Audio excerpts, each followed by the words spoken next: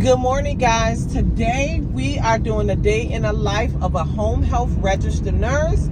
If this is your first time watching, my name is Tawanda. I am a home health admissions nurse. I have been really making some decisions about what I'm going to be doing with the channel, and that's kind of what prompted today's video. I got a lot of content coming up. I wanted to post today's video because I have been getting a lot of questions about home health nursing. Today, I am going to be talking about the pros of home health nursing and why I choose to work home health nursing. Out of all of the experience that I have had in my career, why at this time of my career have I returned to home health? I used to do home health years ago, and I fell in love with it some time ago, and I always threatened that one day I would return. But I'm going to be sharing more about my return in this video. It is actually 8:30 a.m. I have already seen my first patient for today. I just saw a right total knee. Patient had a right total knee replacement. I've also dropped off my daughter at school already. So I'll let you all know right off the bat, the number one reason that, and the number one pro for me that beats all things with this position is the flexibility. I start and I end my day when I want. I have a full-time position. It is a six-figure salary position as well. However, I only work 3 days a week for a six-figure salary position. I have shared my entire income and the breakdown of my income in other videos, and I choose to do that to bring awareness to positions like this. This position absolutely is not for everybody, but this position could make significant changes in someone's life and give them a life-work balance, okay? Nursing can afford you a life-work balance where your job, the flexibility, the different shifts, and the different opportunities offered to us, our life, okay? We can work life into, we can work into our life, and that's what I'm doing. And it's the main reason, the flexibility, I choose this position. I drop my daughter off at school every morning, whether it is a work day for me or a non-work day for me. We have a very slow morning. We are not rushed. I drop her off every day. I pick her up every day. I choose my work days around her early start days. She is in several extracurricular activities. So I drop her off at school around 7:30, and I commute to my first patient house and on from there, okay? I am headed to my second patient now. I've said it in prior videos, I have never had an 8-hour day doing this position. I know people get very intimidated by starts of cares, okay? I think I mentioned earlier that I only do starts of cares. I do not case manage patients. I only admit the patient into the home health company. That is something that I really stress. If you're working home health at all, or if you are a nurse, get very skilled in admissions. Me always embracing that type of knowledge, and me embracing admitting patients in any environment and mastering the skill of admission has you pretty much, I was sought out for this position because of my prior background and my expertise and skill to the process of admitting patients. This is a very easy and comfortable, no-brainer type job for me. The biggest thing I have to do is actually show up in the patient's house to get it done. But it offers me great flexibility. I have a 3-day work week. I don't have to have anybody to cover me if I can't see my patients. I'm going to be talking about why I choose. I'm going to create a video on why I choose being a starter care nurse over being a case manager. Some of the pros and cons to the two. I'm going to share that with you all. Just getting the video started. Kind of wanted to talk about a few things. Also going to show you how smoothly and how quickly and easily my day is actually over. So like I said, it's 8:30. I've already seen my patient. I'm on my way to the second patient. We have 4 stars of care for today. Let's get it done. Okay, guys, it is 8:51. I have made it to my second patient's house. This patient is a left total. I've made it to my second patient's house. I'm grabbing my tablet and starting my visit. I'm going to grab his start of care folder and my work bag. The second thing, I kind of already mentioned it, but the second pro for this job for me is the financial, the income. I make a great salary doing this position. Okay, I have great flexibility and I make a really good, I think that's a really good salary, honey, to be making a 6-figure. I'm going to link the video and I always share my salary. I'm going to be talking about my 5-figure month, how I easily made 5 figures, and we're going to discuss it. I'm going to show y'all the numbers. There are jobs out here, guys. There are jobs. If you're looking and thinking about leaving bedside, we should not be staying in toxic, hostile work environments. I have a lot of content coming about these toxic work environments that we as nurses need to stand in solidarity and move away from. We need to do it. We got to do it. It has to be done. And until we stand in solidarity, it's not going to happen. So like I said, my 6-figure income is my second pro to working home health. I'm going to continue to share my salary. I'm going to continue to break it down to bring awareness to positions, the positions that you don't go to work in tears and you don't leave work in tears. You're not frustrated all day long. I'm going to be talking about remote positions. We're going to be helping each other find jobs that works for ourselves, works for our lifestyles, and works for our families. We are not going to be slaves to these companies. It is not worth your sanity.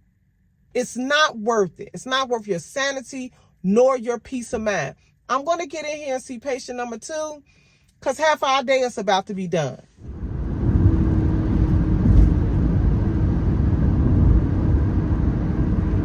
At the light. All right, guys, we have just finished patient number 3. My first 2 patients were orthos. The first one was a right knee. The second one was a left hip. This patient that we just saw was a cardiac patient. Aortic stenosis was the diagnosis, and the patient had a aortic valve replacement. Another reason, another pro for me for this job is just enough diversity. My company does see a great portion, the large part of our census is ortho patients, but we do get occasional cardiac patients, pulmonary patients, respiratory patients.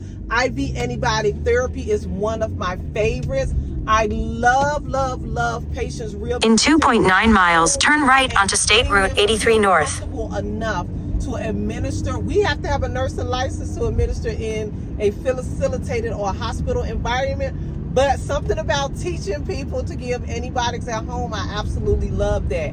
I don't have an antibiotic patient today. My 4th patient, number 4, is also a ortho patient, okay?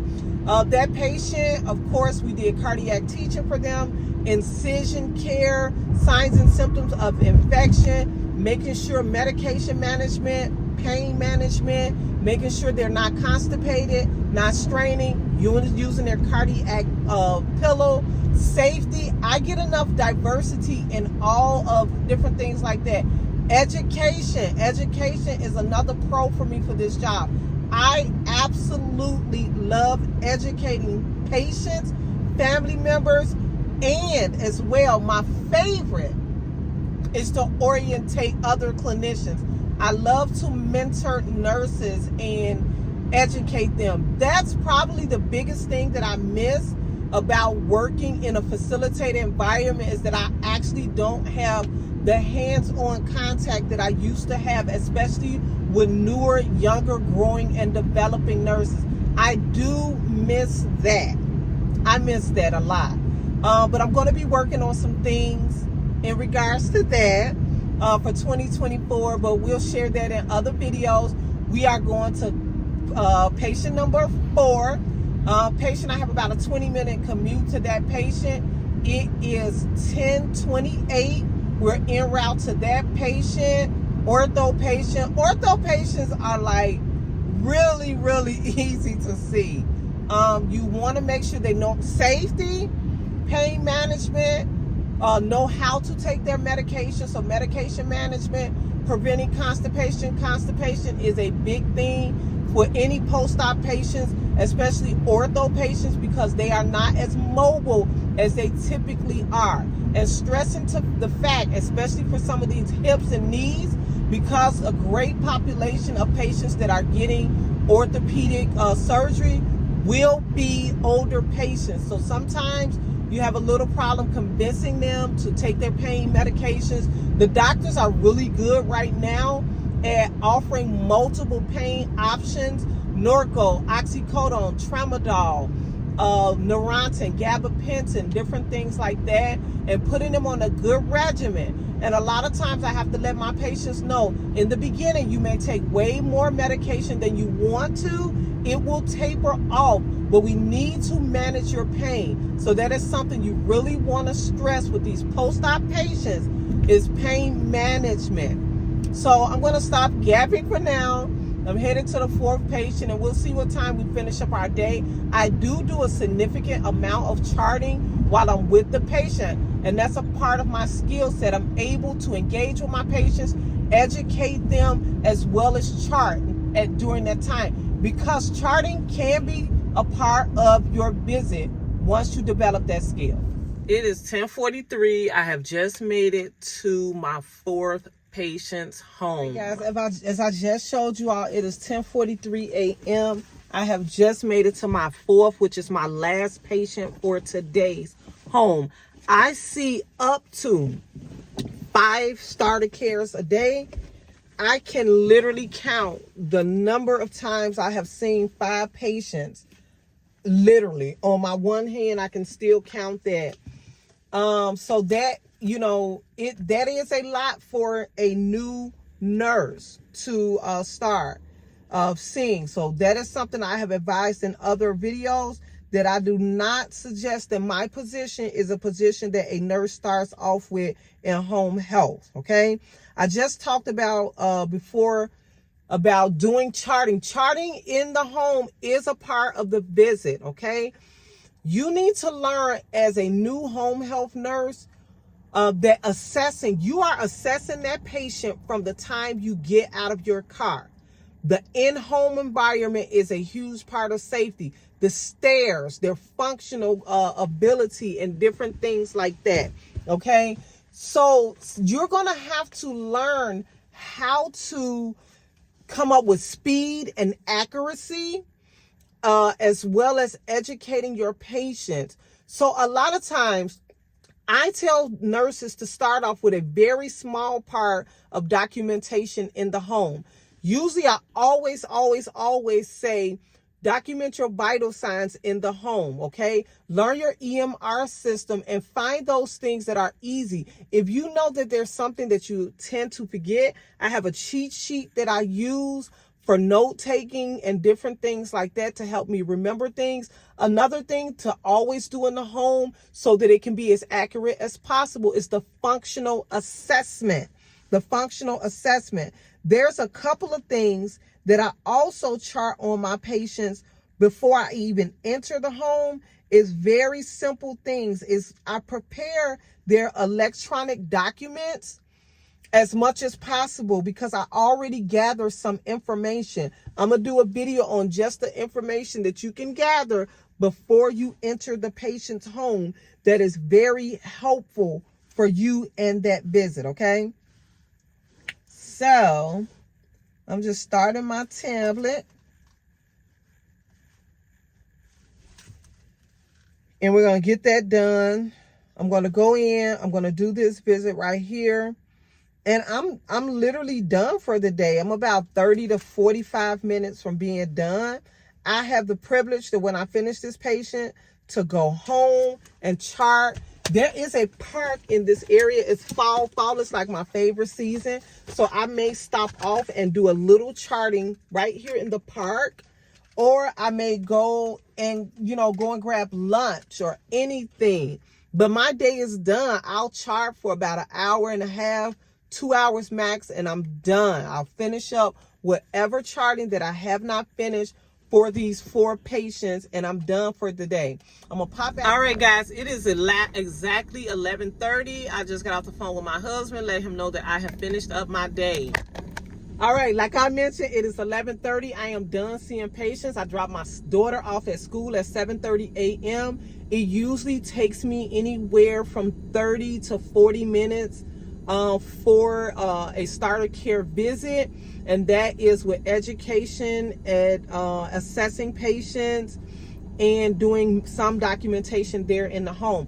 I'm done. I'm literally going to go stop off somewhere and do my charting. Another thing that I wanted to add to the conversation, that autonomy and independence is a huge pro for me. At this stage of the game, I don't need nobody standing over my shoulders.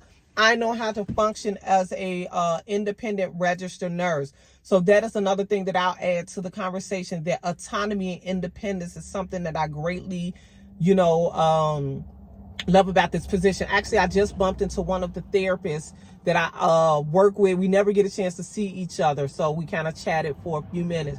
I'm done. I got tons of conversations that I am going to be starting here on the channel because I want to bring awareness to just stress-free positions like this. I'm going to stop off. I'm going to have a bite to eat.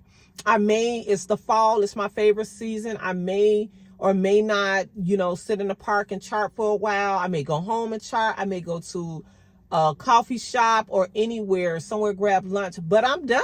I'm going to do a couple of hours worth of charting and I'm done. It's Friday. It's a very easy and simple night for my family. We usually have some form of either a leftover or a takeout for today. So I will see y'all next time. But like I said, we're going to get into some different conversations. We are, life work balance nurses. You can have it. I guarantee you can have it. This may not be the way that you get it, but there are positions out there that will offer and give you a life work balance. We must band and stick together. We must come together as a united front. I am going to be tackling I don't join a lot of conversations, but there is a conversation that needs to be had. And I will be having that conversation here on the channel in the next couple of days. Until next time, this is the day in the life of a registered home health admissions nurse. Bye.